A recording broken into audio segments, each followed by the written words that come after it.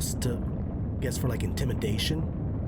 Oh, the controlled shooting, that they were shooting over the house? Yeah, they were shooting over the house. I don't believe that. That's what they were saying, but then, you know, there were so many rounds and shit like being shot at the house. So they're trying to say shot over the house, but then people are just like, if you shoot over the house, those bullets come down somewhere. Did you evacuate all the houses behind, like, where those shots are coming down? Mm-hmm. So it's like they tried to cover their ass saying like, oh, we didn't just shoot straight into the house. We were trying to shoot upwards to scare them. Like, that's not controlled fire at all.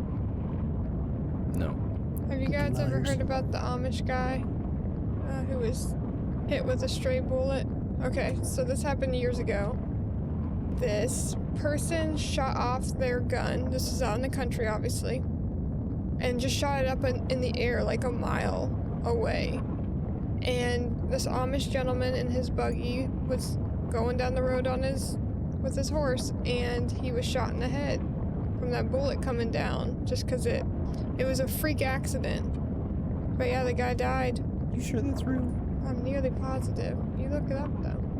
So, where I live, there was an incident like that to where during July 4th, a lot of people like to go outside their house and shoot their handguns off into the air. Mm-hmm. And a stray bullet came down and killed a kid.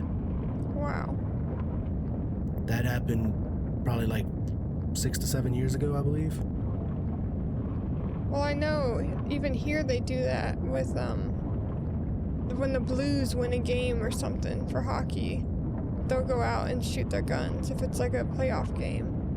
That's weird. So I looked that up, and a man cleaning his muzzle-loading rifle, he decided to shoot the gun in the air, and the bullet came down a mile away, killing a 15-year-old Amish girl driving a horse buggy.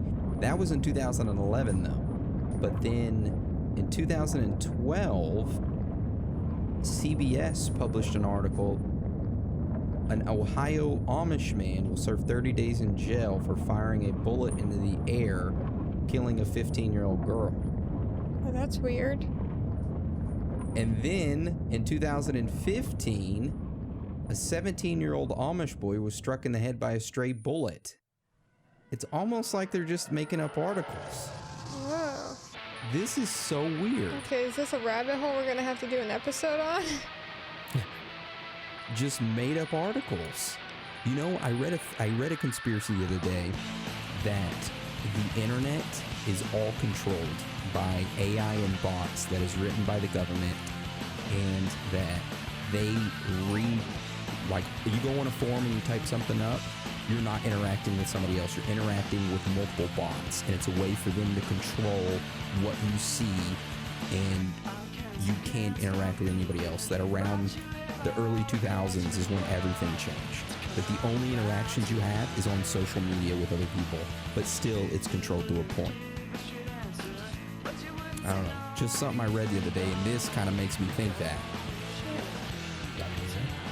I don't know. Anyways, back to the topic. Back to what we're talking about. Sorry, didn't mean to sidetrack. It was a good sidetrack. Yeah. They're at a standoff. Yeah, the police said that they're talking about alternatives. All right. So then, in the mid-afternoon at about 3 o'clock, Mayor Good went down to the city hall and held a press conference where he said, "We intend to evict, we intend to evacuate the house, we intend to seize control of the house. We will do that by any means necessary. We don't have any plans beyond this time other than taking control of the house." I mean, just my own side note, you should probably have your plan for after you take over the house. But, okay, like, what are you going to do with the people? What is your purpose for taking over the house?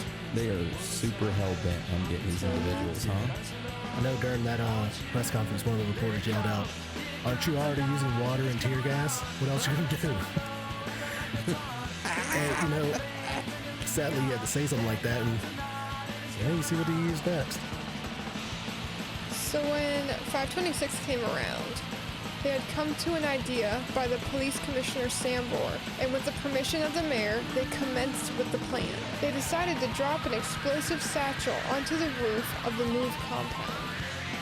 The explosive was a combination of C4 and Codex, which are not explosives that the police would just have lying around. This combination with a 45-second timer was dropped onto the roof, and by 5:27, there was a massive explosion. There was no warning to anyone, not even the MOVE members inside.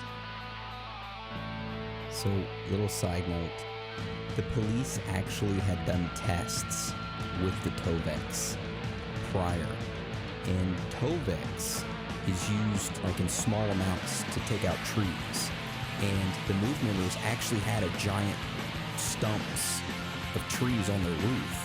So the police originally were just going to use Codex, and that's what they supposedly told the guy who was making the bomb. Hey, just do Codex. And he said, okay. And then he thought to himself, I don't think Codex is going to be enough. So he doubled up the Codex and added C4 to it. Oh my God. Jeez. So yeah. Good to know. Hi, I'm Adam. Hi, I'm Joe. I guess I'm gonna have some Nugget Knowledge cereal this morning. Alright, so then with the bomb going off, the MOVE compound started to catch fire. There was no plan to extinguish these fires. Over an hour has passed, and the fortified bunker on the roof has now caved onto the second floor. One of the survivors, Birdie Africa, a 13-year-old boy, said that everyone was down in the basement, covered in wet blankets and huddled together. After 90 minutes passed, that is when the MOVE members tried to escape the fire, but on their attempt to escape, shots were fired in their direction. By this time, the fire had started to spread to the adjacent houses. Wasn't there over 10,000 shots in the home? Yeah. Like over 10,000 shots into the home when the fire was going on by the police. I think it was like the whole time. Oh, during the whole process, over 10,000 shots? I think so, yeah. Well, that's a lot of shots going into the house. Damn. Wow. Oh, knowledge nugget. Some of the police officers had revolvers. You know, back in the day, that's what they mostly used. A couple of them that I did see were carrying fucking Uzis. That's a very interesting police issue weapon right there. Yeah,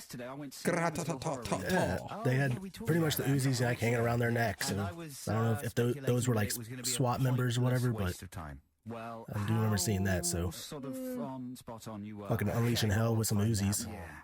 Damn. It's a 22.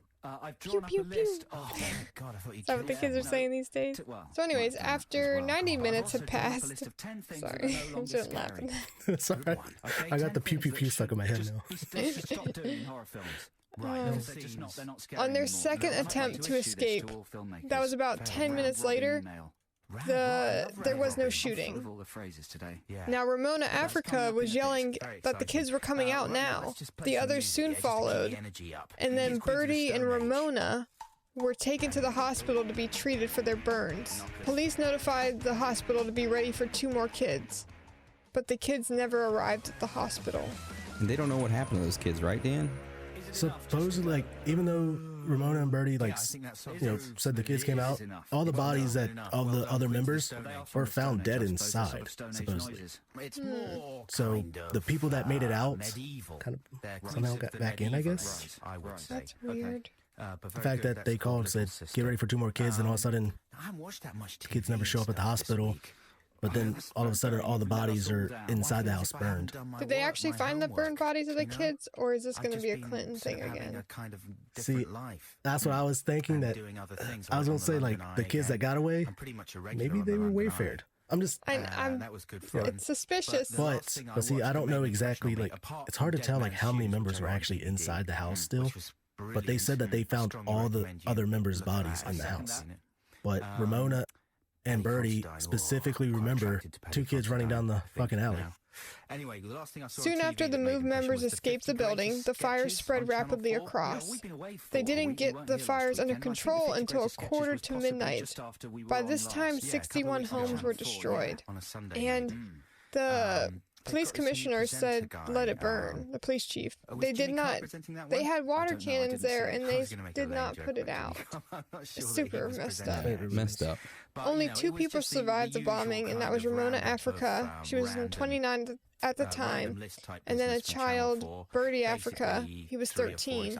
He later went by Michael Moses Ward, and both were badly burned. Yep.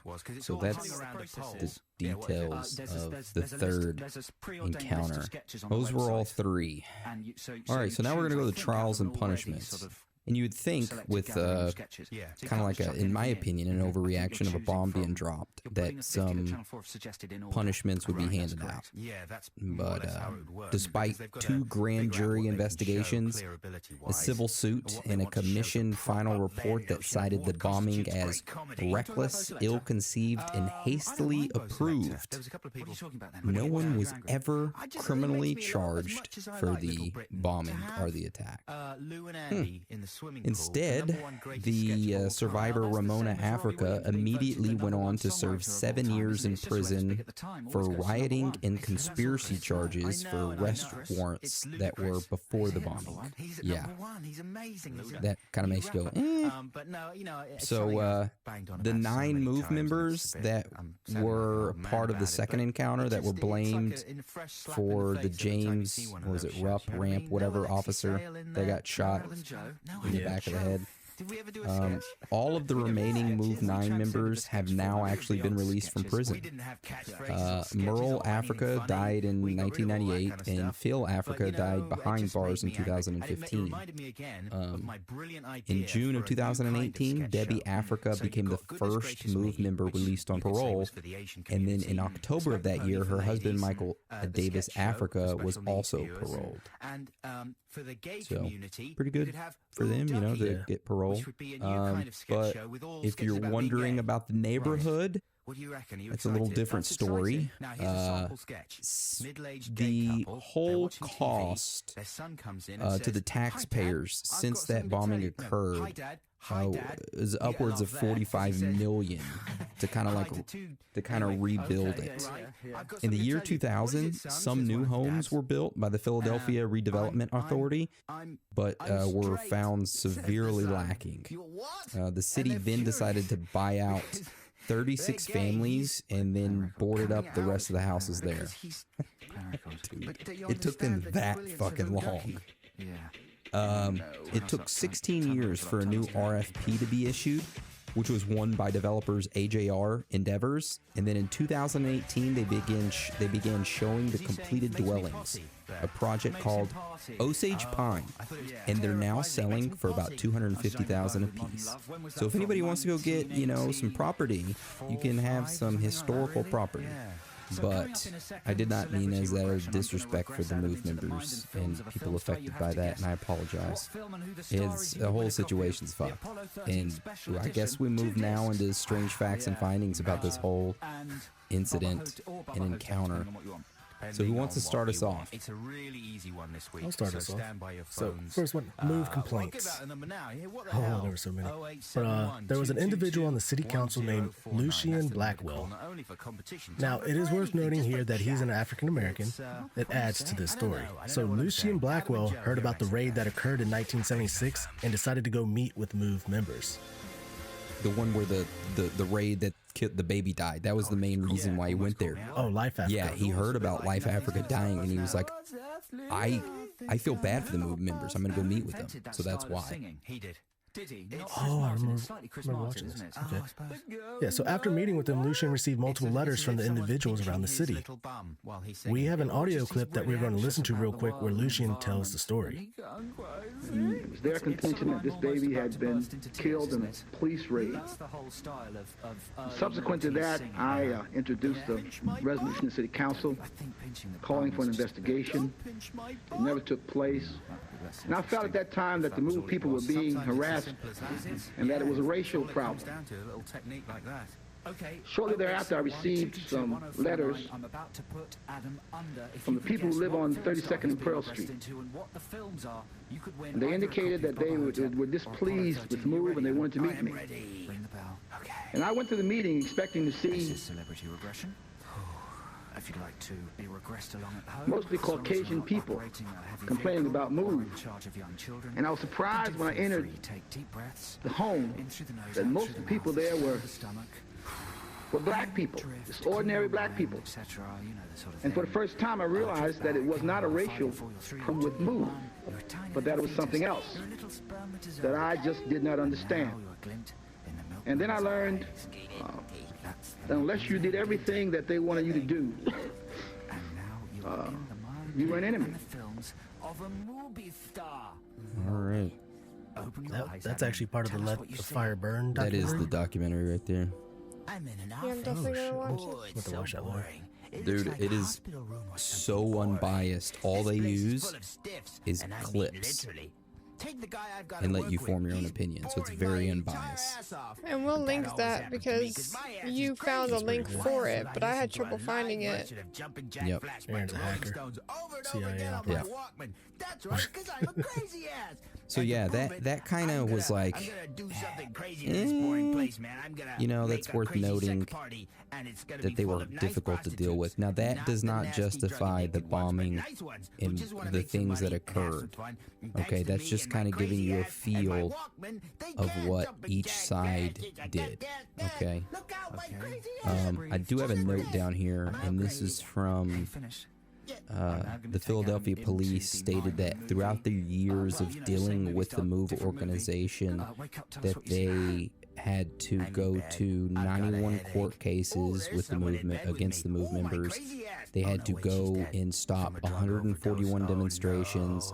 They had 8 internal meetings about MOVE, and then they arrested 193 MOVE members total. So that's just some stats for you there. Okay, so yeah, the next strange fact and finding we're going to talk about is an interview that a person gave. And in this interview, this person goes super into detail of what it was like living in that area during this time and how the interactions were with MOVE and the police. Now, this interview is really long, and we aren't going to read off the whole thing. We're just going to kind of talk about some key notes that I kind of thought were, I guess, noteworthy, I guess you could say. One of the things he talked about was the fortified structure of the house. He said that they sealed themselves in there using wood on all the windows, talking about the third encounter in the house that got bombed, that MOVE sealed themselves inside. That they barricaded, that they built a barricade on the roof made from tree trunks and reinforced with steel plates that had gun slits cut out to allow shots down onto the street level. So that was something I thought was interesting that you don't really hear much of. Another thing in this interview is he talks about what I mentioned earlier, the Codex.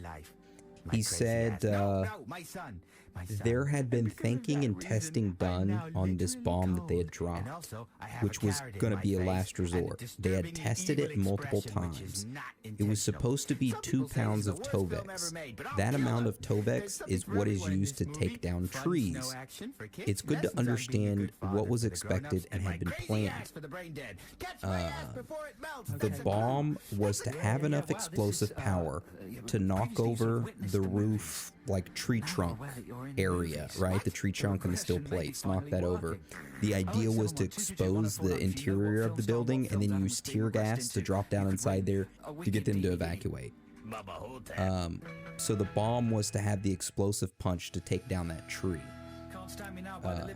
Now, the police had tested this out and recorded those tests.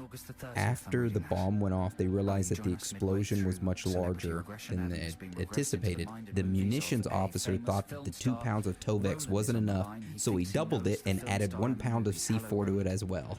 But during the trial, when he was asked if anyone knew what was in the bomb, he said, "No one asked and I didn't say." Wow. Yeah. So that's just some of the interesting stuff that I found in this interview. Did y'all find anything else that you wanted to talk about? Or? Well, you know that there were sharpshooters. We didn't really talk about those. He goes into saying that there were sharpshooters there, but they couldn't get a clear shot because of how fortified everything was. Yeah, I wonder if the guy from Waco, Horachi, whatever his name is, Lon Horachi, Well, I know that when we talked in Waco, we brought this up because it had tear gas, which ultimately became fire, which is what happened in Waco, and how they should have learned about how to react to Waco, knowing that there could be a chance that fire ensues after tear gas, if there's an incinerary involved.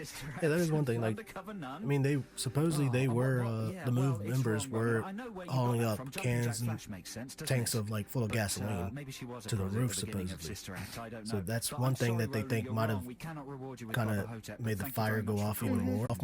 Is the fact that they had gasoline up there, which I'm not really sure why they would have gasoline up there. Maybe to keep it away from the children.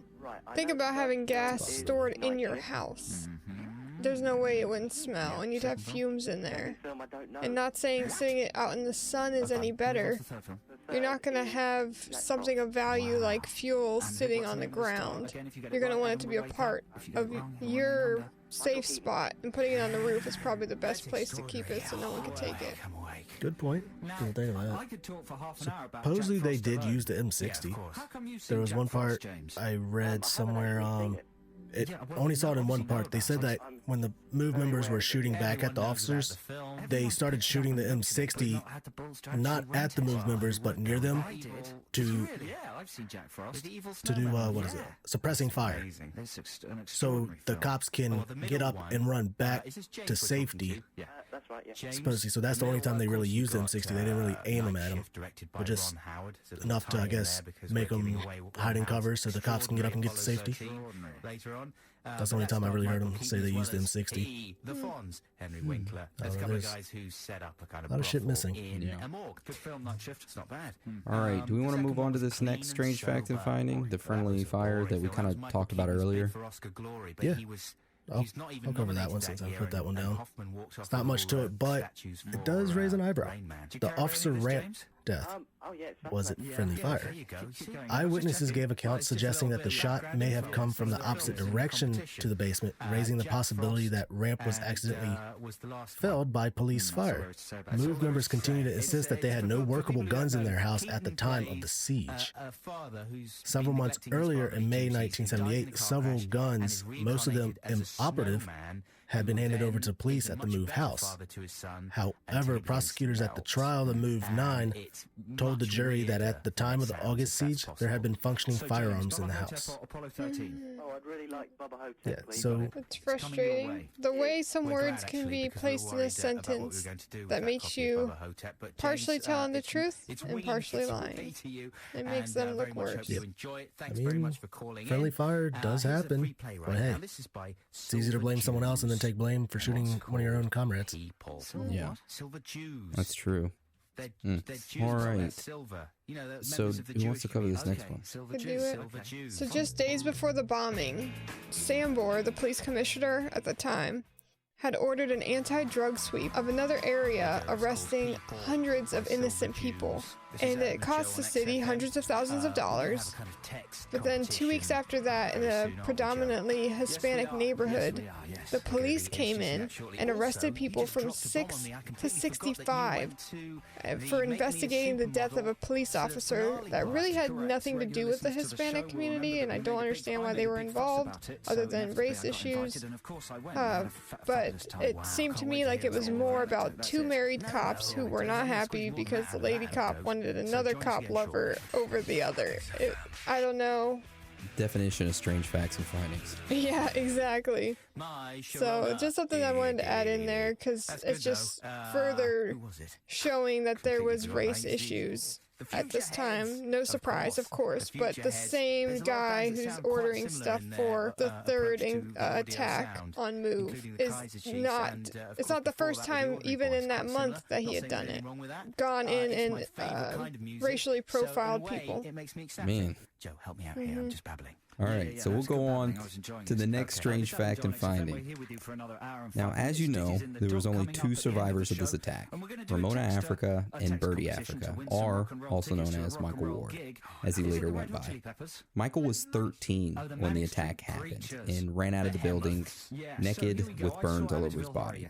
So, in September of 2013, Michael Ward was on a cruise ship with his family, where they were believed to be celebrating the release of a movie documentary called Let the Fire Burn, which in case if you don't know what that was, is basically a documentary about basically what we just talked about, and it's really good. And you used it as a reference. Yes. So, on that cruise ship, on September 20th, 2013, Michael Ward was found dead in a hot tub on the Carnival cruise ship.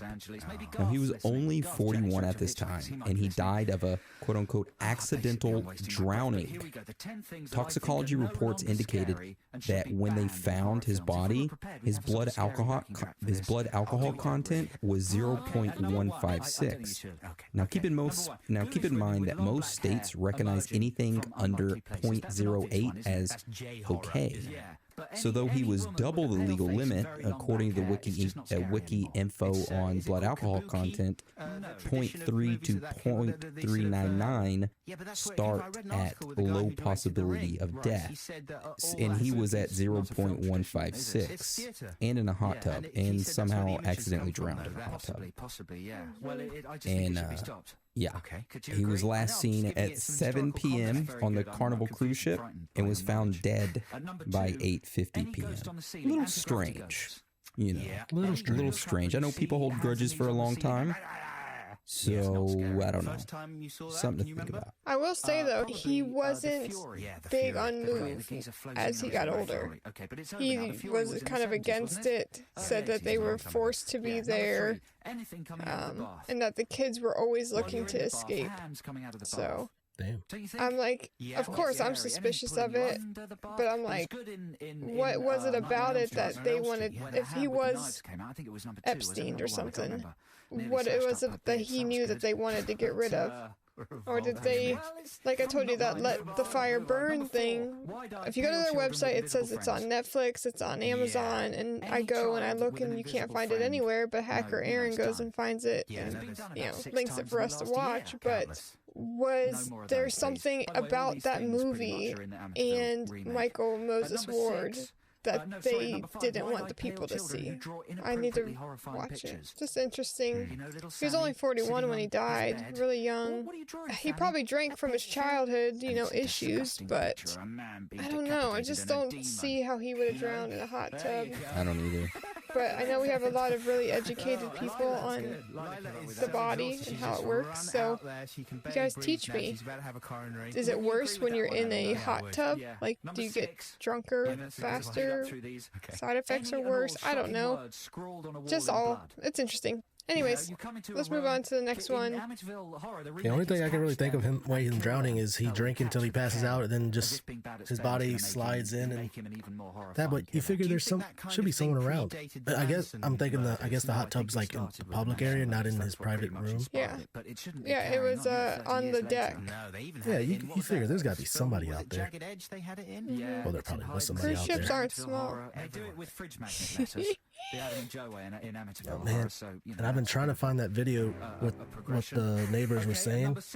It's like it was a video where they were complaining about how they kept going to Mayor Good. Right. And he just kept ignoring them, and like even like there was one video where one of the neighbors just like Mayor Good just like, why don't y'all just deal with it? It's black on black. Y'all should be able to handle it. Damn. Yeah, I'm just like, And Mayor Good was black too. Yeah, but the previous mayor before that, Rizzo was straight up like, the dude looked like a mob boss. He's probably a KKK member. Yeah, he I got that vibe. You should have seen his he did like a campaign thing. I watched one of his campaigns and he was like, there's a lot of people around here who want to change our views, you know, and you don't want the ways of our lives changed, then vote for me. I don't know. Seemed to give me a really weird feeling. I mean, I don't really have any theories. I mean, I got some personal thoughts about it. I mean, we kind of theorized throughout this. We did. I really don't have any theories for it. I do have some personal thoughts. If y'all are cool with me going with it, I think there was people that wanted to live how they wanted to live, and it was a mix of racism, right, from the police, and an overreaction from the police, and the MOVE members pretty much being dicks, right, to their neighbors. Is what the police did right? Absolutely not. But I could see where the neighbors were upset, you know? So I think it was bad. I believe it was badly handled, and it could have been handled differently. But as we see in the video clip of the several officers kicking Delbert Africa, We'll be back there was some hostility towards the MOVE group, and I think that's why the police decided to drop on. There was it was almost like a gang war, the police versus MOVE, and I just think that they went overboard with it, like they do with many things, but that's just my own personal opinion and view. And that's really all I have to say about it. I don't really have any many theories, besides maybe they kidnapped the kids that went missing, right? And the police were part of this underground satanic panic, or this satanic cult, and they were sacrificing the kids to get back at MOVE. I don't know. Or maybe when they put the MOVE members in prison, right? They brought in the missing kids and were like, hey, remember this kid? And they beat him in front of the MOVE members, and were like, there's nothing you can do about it. And then, yeah, that's it. That's a theory. I sympathize. I feel for the MOVE members. I feel for everybody that was involved, the families who got their houses burned to the ground, everyone that was affected by it.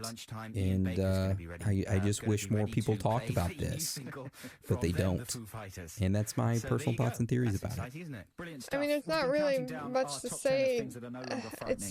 To me, it's pretty cut and dry as far as, to me, it looks like blatant racism, and the police, as usual, showing us that they cannot hold their tempers back.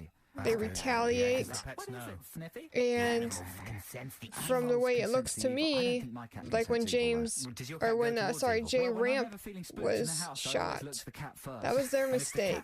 I would put money on it. They did that. But they still took it out on them as if the MOVE members, as if they had done it. You know, like when you do something really stupid and embarrassing, and then you get frustrated when people see it, and you're like, God damn it. That was them. They were like, fuck, we just killed one of our own. All right, now we're going to have to go hard at them. Like, there is no reason to have beat Delbert Africa the way that they did. That is literally kicking a man while he's down. As you said, Aaron, I feel for the people who have gone through that. I feel for all the people that are still going through that to this day in 2020, dealing with racism. This is ridiculous.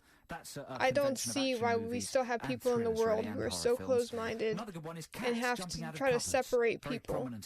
We are all one human race. When you look at this planet from space, we are not divided by colors, because we are all one, trying to live this experience together. So stop being such dicks and be kind to one another. And rewind. Yes. Hashtag Blockbuster for life. Hashtag bring back Blockbuster. But for real, I'm glad that we brought this to more people's attention, because it is another example, like I said, of excessive force used in a racial way, and we have got to keep talking about it and making it known, so that way we can continue to make better changes for the future. That's it. That's what I got today, you guys. 100%. Like I said, I'm not gonna say all the cops were racist, because I know a couple of them, they were actually, from some of the interviews and stuff, there was one cop, got his name, but you know, he's one of the cops that actually went out and helped, like, Birdie and Ramona get out of there. Because I know he went towards them, and the cop beside him told him, hey, don't go. It's a trap. Yet he still put down his weapons and went over there to try to help them get out of the fire, to get over the big fence, like in the backyard area. When they took Birdie, wasn't the first thing he said was that he was hungry? He was hungry. He's burnt and everything, and that was the first thing that came out of his mouth.